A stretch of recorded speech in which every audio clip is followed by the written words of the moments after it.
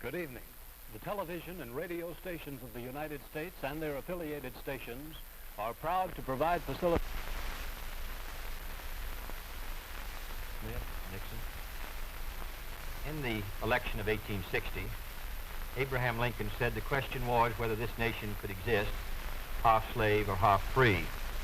In the election of 1960, and with the world around us, the question is whether the world will exist half slave or half free, whether it will move in the direction of freedom, in the direction of the road that we are taking, or whether it will move in the direction of slavery.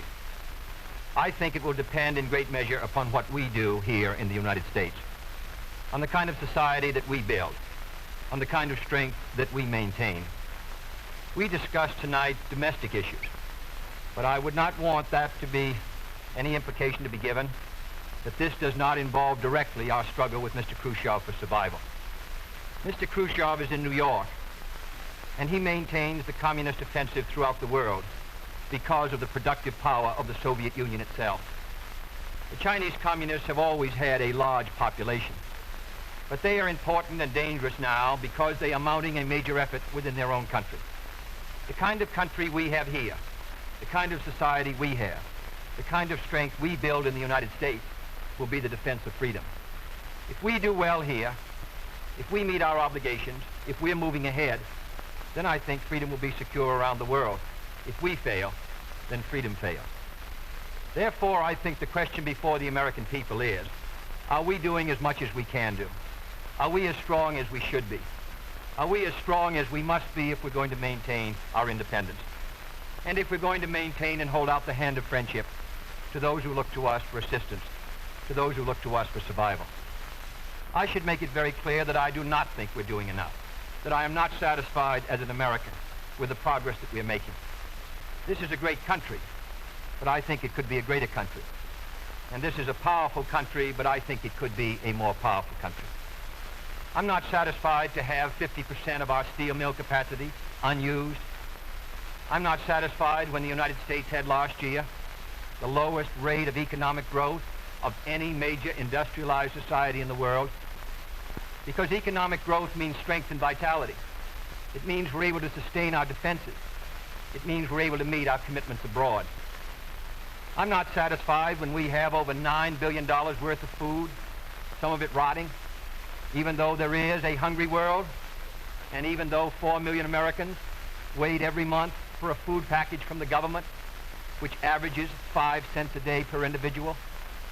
I saw cases in West Virginia, here in the United States, where children took home part of their school lunch in order to feed their families, because I don't think we're meeting our obligation towards these Americans. I'm not satisfied when the Soviet Union is turning out twice as many scientists and engineers as we are. I'm not satisfied when many of our teachers are inadequately paid, or when our children go to school part-time shifts. I think we should have an educational system second to none. I'm not satisfied when I see men like Jimmy Hoffa in charge of the largest union in the United States, still free. I'm not satisfied when we are failing to develop the natural resources of the United States to the fullest. Here in the United States, which developed the Tennessee Valley and which built the Grand Coulee and the other dams in the northwest United States, at the present rate of hydropower production, and that is the hallmark of an industrialized society, the Soviet Union by 1975 will be producing more power than we are. These are all the things, I think, in this country that can make our society strong or can mean that it stands still. I'm not satisfied until every American enjoys his full constitutional rights. If a Negro baby is born, and this is true also of Puerto Ricans and Mexicans in some of our cities, he has about 1/2 as much chance to get through high school as a white baby. He has 1/3 as much chance to get through college as a white student. He has about 1/3 as much chance to be a professional man, about 1/2 as much chance to own a house. He has about 4 times as much chance that he'll be out of work in his life as the white baby. I think we can do better. I don't want the talents of any American to go to waste. I know that there are those who say that we want to turn everything over to the government. I don't at all. I want the individuals to meet their responsibility. And I want the states to meet their responsibility.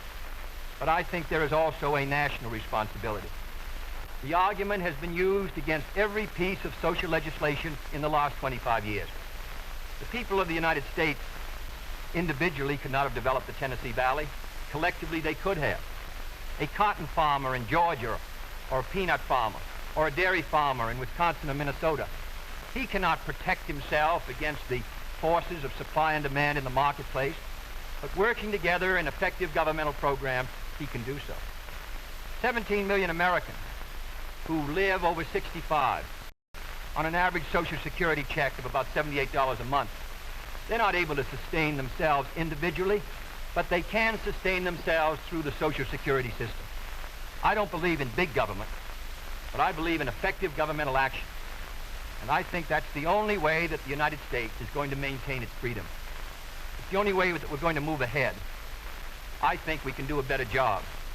I think we're going to have to do a better job if we are going to meet the responsibilities which time and events have placed upon us. We cannot turn the job over to anyone else. If the United States fails, then the whole cause of freedom fails. And I think it depends in great measure on what we do here in this country. The reason Franklin Roosevelt was a good neighbor in Latin America was because he was a good neighbor in the United States.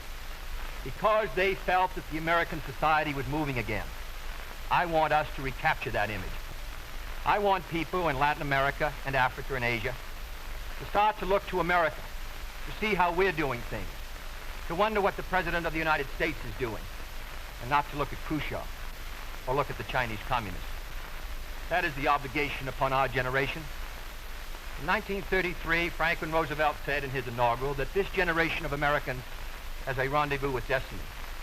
I think our generation of Americans has the same rendezvous. The question now is, can freedom be maintained under the most severe attack it has ever known?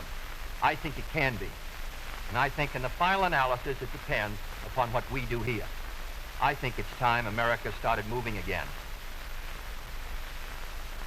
And now the opening statement by Vice President Richard Nixon. Smith, Senator Kennedy. The things that Senator Kennedy has said, many of us can agree with.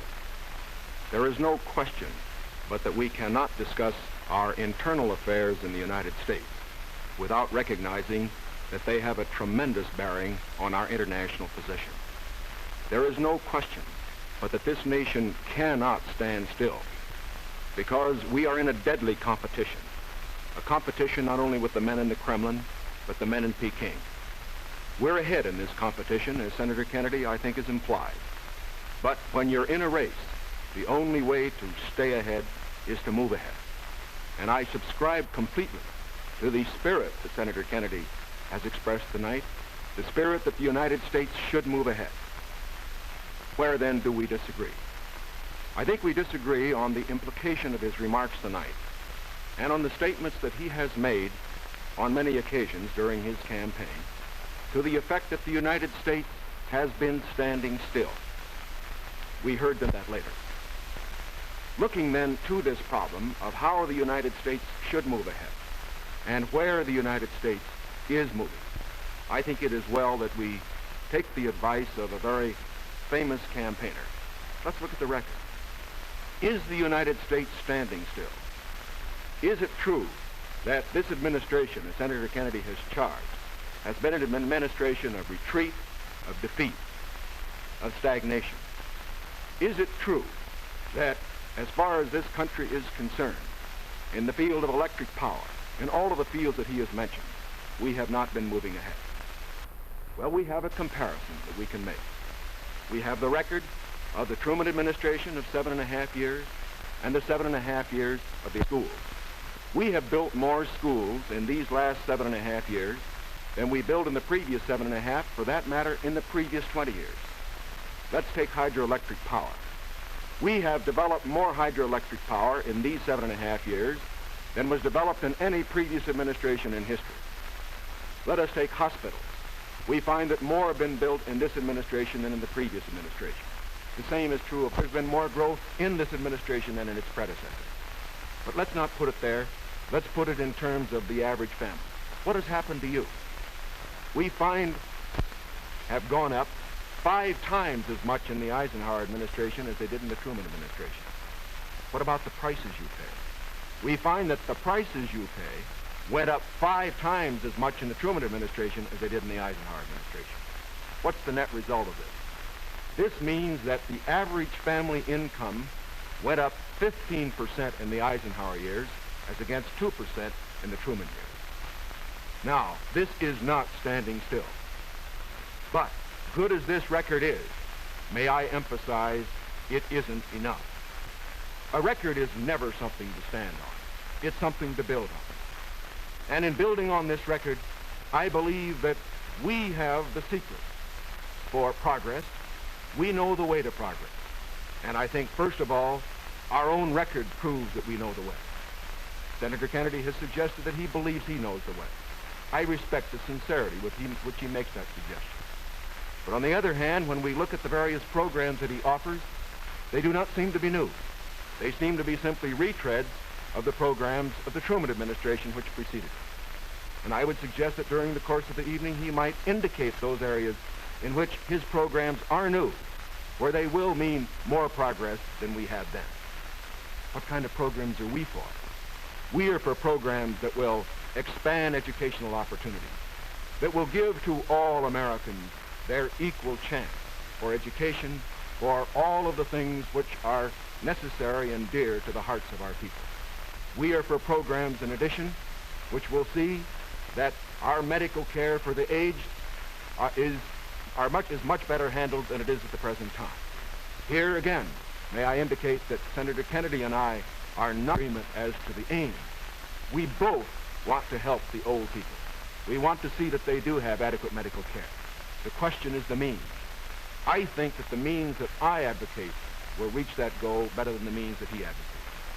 I could give better examples, but for whatever it is, whether it's in the field of housing, or health, or medical care, or schools, or the development of electric power, we have programs which we believe will move America, move her forward and build on the wonderful record that we have made over these past 7.5 years. Now, when we look at these programs, might I suggest that in evaluating them, we often have a tendency to say that the test of a program is how much you're spending. I will concede that in all the areas to which I have referred, Senator Kennedy would have the federal government spend more than I would have it spend.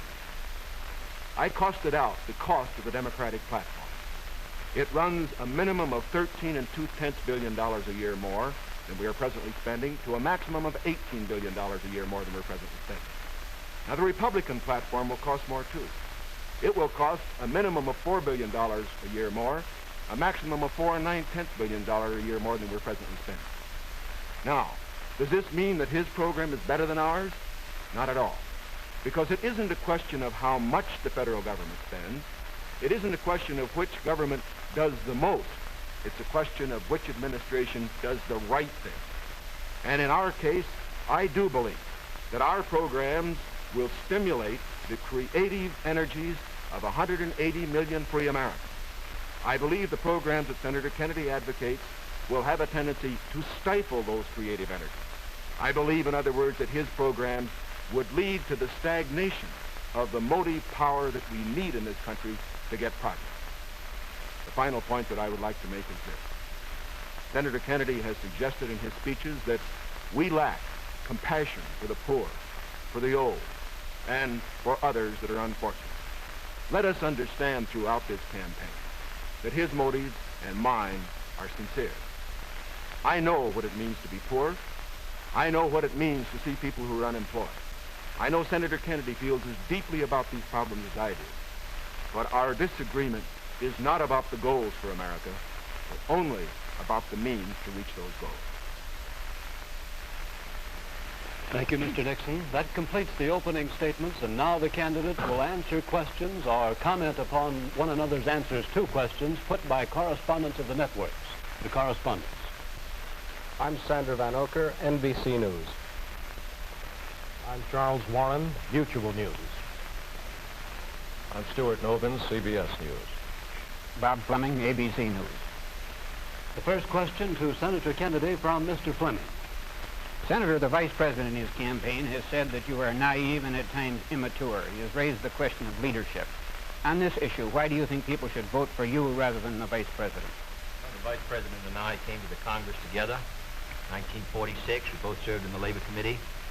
I've been there now for 14 years, the same period of time that he has, so that our experience in government is comparable. Secondly, I think the question is, what are the programs that we advocate? What is the party record that we lead?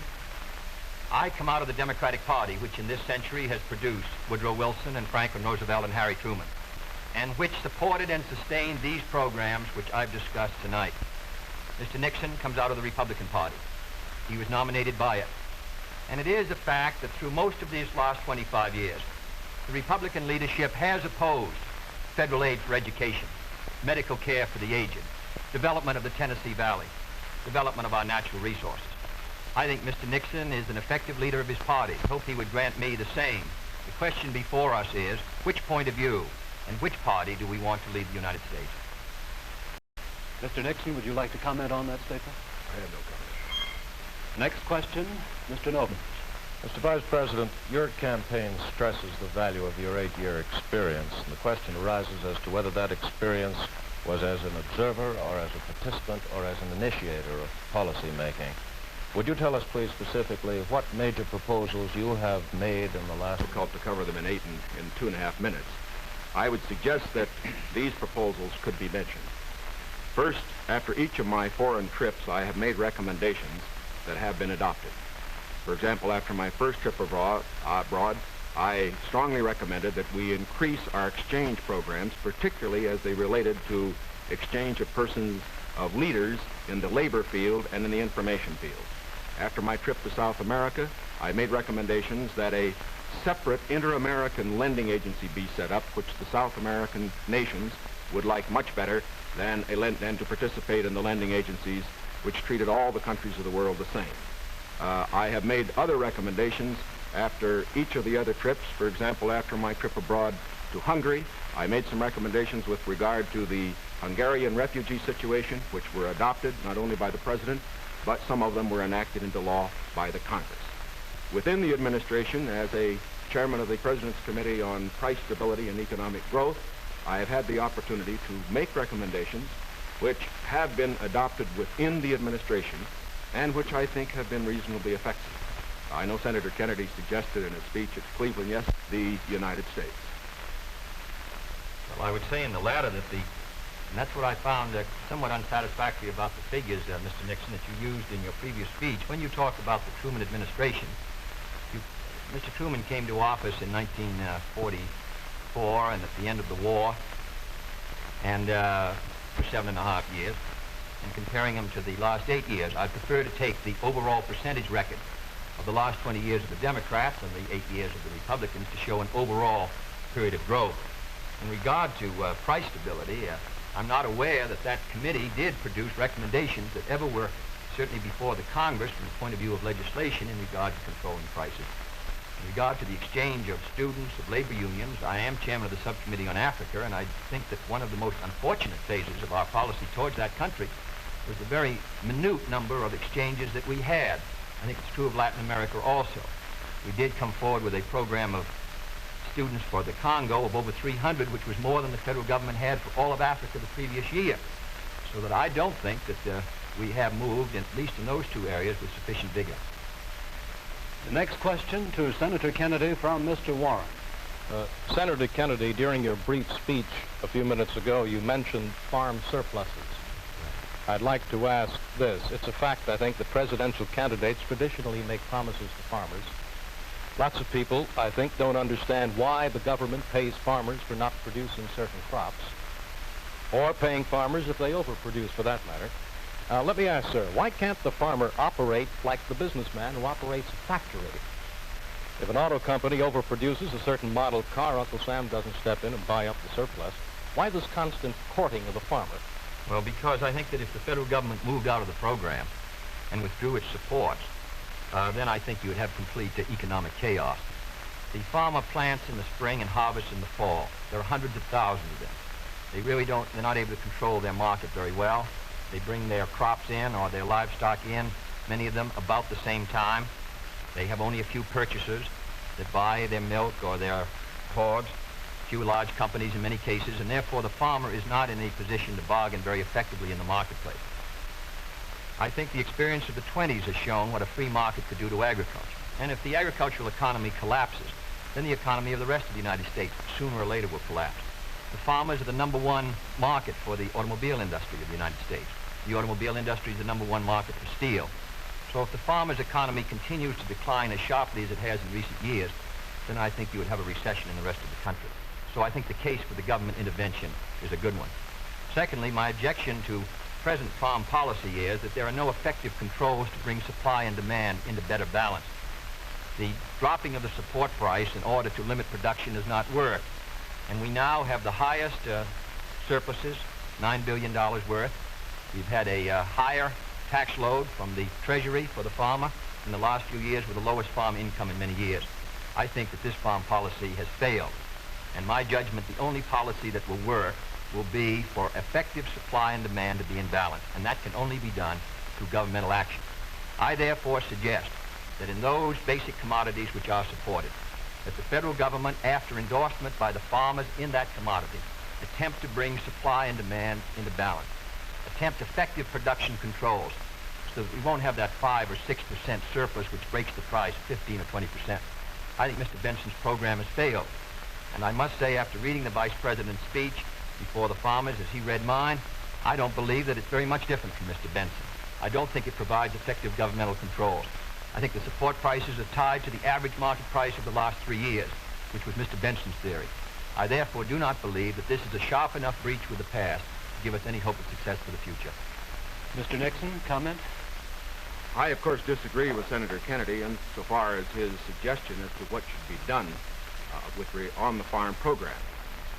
He has made the suggestion that what we need is to move in the direction of more government controls, a suggestion that would also mean raising prices that the consumers pay for products and imposing upon the farmers controls on acreage even far more than they have today.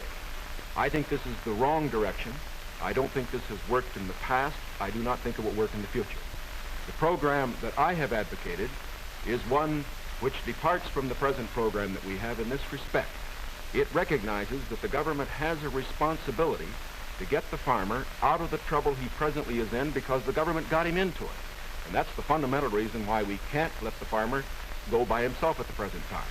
The farmer produced these surpluses because the government asked him to through legislation during the war. Now that we have these surpluses, it's our responsibility to indemnify the farmer during that period that we get rid of the surpluses. Until we get the surpluses off the farmer's back, however, we should have a program, such as I announced, which will see that farm income holds up. But I would propose holding that income up, not through a type of program that Senator Kennedy has suggested that would raise prices, but one that would indemnify the farmer, pay the farmer in kind from the products which are in surplus. The next question to Vice President Nixon from Mr. Van Oker. Mr. Vice President, since the question of executive leadership is a very important campaign issue, I'd like to follow Mr. Noven's question. Now, Republican campaign slogans, you see them on signs around the country, as we did last week, say, it's experience that counts. That's over a picture of yourself, sir. Implying that you've had more governmental executive decision-making experience than your opponent. Now, in his news conference on August 24th, President Eisenhower was asked to give one example of a major idea of yours that he adopted. His reply was, and I'm quoting, "If you give me a week, I might think of one. I don't remember." Now, that was a month ago, sir, and the President hasn't brought it up since. And I'm wondering, sir, if you can clarify which version is correct, the one put out by Republican campaign leaders or the one put out by President Eisenhower? Well, I would suggest, Mr. Van Oker, that if you know the President, that was probably a facetious remark. I would also suggest that insofar as his statement is concerned, that I think it would be improper for the President of the United States to disclose the instances in which members of his official family had made recommendations, as I have made them through the years, to him which he has accepted or rejected. The President has always maintained, and very properly so, that he is entitled to get what advice he wants from his cabinet and from his other advisors without disclosing that to anybody, including, as a matter of fact, to Congress. Now, I can only say this. Through the years, I have sat in the National Security Council. I have been in the cabinet. I have met with the legislative leaders. I have met with the president when he made the great decisions with regard to Lebanon, Kimoy Matsu, other matters. The president has asked for my advice. I have given it. Sometimes my advice has been taken. Sometimes it is not. I do not say that I have made the decision. And I would say that no president should ever allow anybody else to make the major decision. The president only makes the decision. All that his advisors do is to give counsel when he asks for it. As far as what experience counts and whether that is experience that counts, that isn't for me to say. I can only say that my experience is there for the people to consider. Senator Kennedy's is there for the people to consider.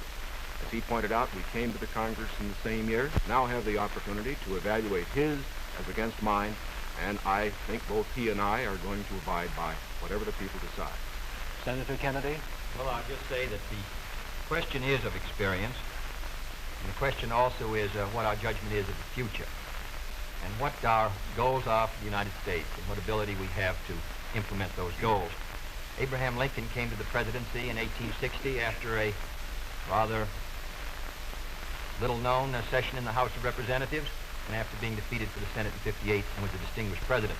There is no certain road to the presidency. There are no guarantees that if you take one road or another that you will be a successful president. I have been in the Congress for 14 years. I have voted in the last 8 years, and the Vice President was presiding over the Senate, which candidate and which party to meet the problems that the United States is going to face in the 60s. The next question to Senator Kennedy from Mr. Novins. Senator Kennedy, in connection with these problems of the future that you speak of and the program that you enunciated earlier in your direct talk, you call for expanding some of the welfare programs for schools, for teacher salaries, medical care, and so forth, but you also call for reducing the federal debt. And I'm wondering how you, if you're president in January, would go about paying the bill for all this. Does this mean that I did not advocate reducing the federal debt because I don't believe that you're going to be able to reduce the federal debt very much in 1961, 2, or 3. I think you have heavy obligations which affect our security, which we're going to have to meet. And therefore, I've never suggested we should be able to retire the debt substantially or even at all in 1961 or 2. Senator, I believe in one of your speeches you suggested that reducing the interest rate would help toward... No, not reducing. However, the kind of programs that I talk about, in my judgment, are fiscally sound.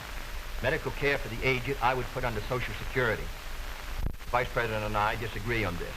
The program, the Javits-Nixon or the Nixon-Javits program, would have cost, if fully used, $600 million by the government per year and $600 million by the state. The program which I advocated, which failed by 5 votes in the United States Senate, would have put medical care for the aged in Social Security and would have been paid for through the Social Security system and the Social Security tax. Secondly, I support federal aid to education and federal aid for teachers' salaries. I think that's a good investment. I think we're going to have to do it. And I think to heap the burden further on the property tax, which is already strained in many of our communities, will ensure, in my opinion, that many of our children will not be adequately educated and many of our teachers not adequately compensated. There is no greater return to an economy or to a society than an educational system second to none. On the question of the development of natural resources, I would pay as you go, in the sense that they would be balanced and the power revenues would bring back sufficient money to finance the projects, in the same way as the Tennessee. Before us all, faces all Republicans and all Democrats, is, can freedom in the next generation conquer, or are the communists going to be successful? That's the great issue. And if we meet our responsibilities, I think freedom will conquer. If we fail to move ahead, if we fail to develop sufficient military and economic and social strength here in this country, then I think that the tide could begin to run against us. And I don't want historians 10 years from now to say, these were the years when the tide ran out for the United States. I want them to say, these were the years when the tide came in. These were the years when the United States started to move again. That's the question before the American people, and only you can decide what you want this country to be, what you want to do with the future. I think we're ready to move, and it is to that great task, if we're successful, that we will address ourselves.